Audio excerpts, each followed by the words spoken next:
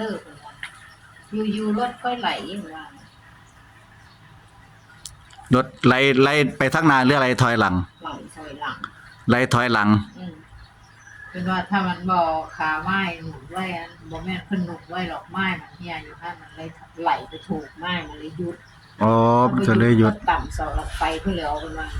อยู่ในบ้านเพิ่นเลยบ่บ่ครับบ่อยู่บ้านเพิ่นไปเก็บของห้างบ้านโอ้อยู่บ้านอื่นอยู่บ้านอื่นอยู่บ้านอื่นมันเพิ่นจอดไว้แล้วมันก็ไหลแล้วเพิ่นเก็บของไปหาเก็บของห้างของบ้านก็เอื้อนถามว่าเจ้าของเพิ่นขึ้นไปขับรถบ่นี่ว่าบ่นะเขาไปเก็บของห้างนี่มาไหลไปพอดีก็ไปถูกไม้ทั้งหลังมันก็เลยหยุดไม่เอาสีรถด้วยแต่ว่าเขาก็ได้เอาน้องรถไม้มันเหี่ยอยู่ท่านรถไหลมาต่ำเอานั่นเอามันก็เลยคนไหลเลยไปใส่หลักไฟนะเลยใส่หลักไฟติ